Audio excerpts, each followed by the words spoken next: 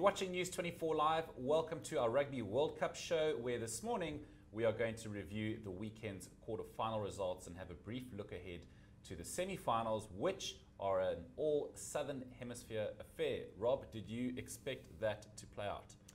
Not completely. I actually thought that Ireland were probably going to have just a fraction too much for Argentina. Instead, Argentina were perhaps the big surprise package of the weekend with the way they romped to victory and actually played some pretty classic rugby in doing so over the Irish. It was close at times. Ireland clawed back on a few occasions to make you think, well, perhaps we are going to have at least one Northern Hemisphere representative in the semis, but it wasn't to be. And Argentina basically followed up on the promise that we saw from them in the pool phase.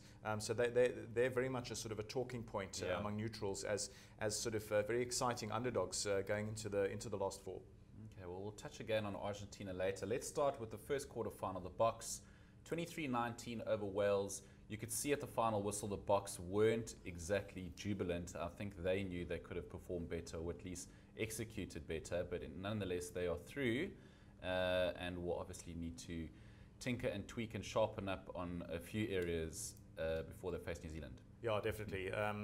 In some ways, it wasn't a bad thing because I almost think the Springboks are dangerous the week after they've played a pretty disappointing match. And let's face it, they came so close to losing to Wales. We needed that moment of artistry involving Dwayne Vermeulen and Fourie du Preez with their little, beautifully worked little blindside double act, which caught the Welsh completely bamboozled.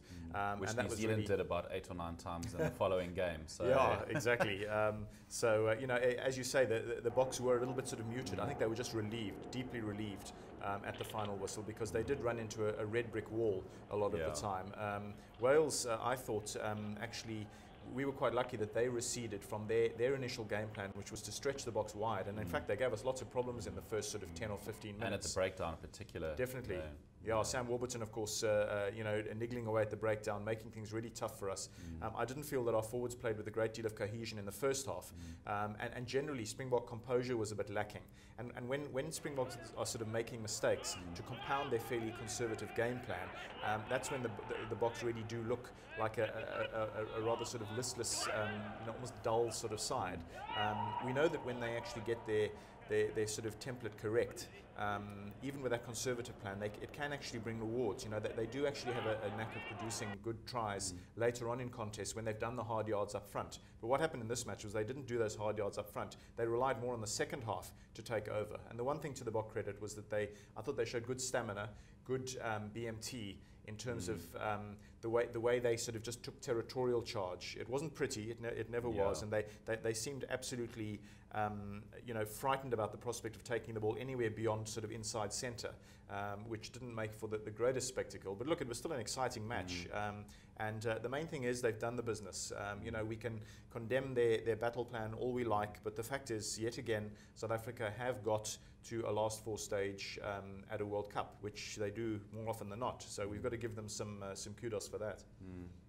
Then, yeah, as I mentioned, New Zealand running rampant in the second quarterfinal, as a lot of people expected. Sort of, they hadn't really hit their straps yet. They certainly did against France. France did look like they were kind of in surrender mode. We know that there's been problems in their camp, so a bit disappointing to see how the French performed in that game. Yeah, it almost took a South African.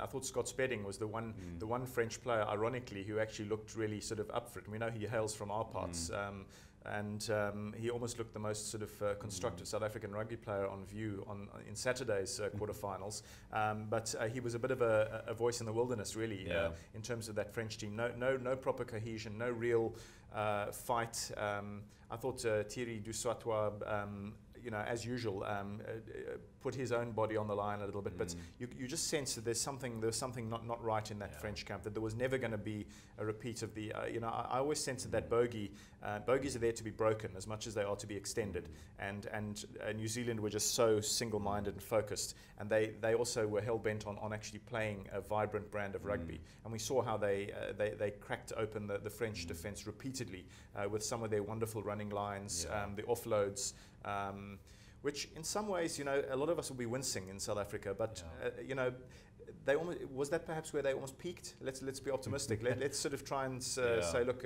this was a game where New Zealand absolutely sort of ran roughshod over supposedly fairly decent quarterfinal opponents. So maybe they're going to be on the sort of slightly receding side of things when they hit the box, and maybe the box, considering that they didn't fire on all cylinders against Wales, maybe they're due to bring things a little bit closer. I still think the Boks have a little bit of a chance. No doubt they'll be underdogs, but they will have a chance. They always do, really, when the chips are down against New Zealand.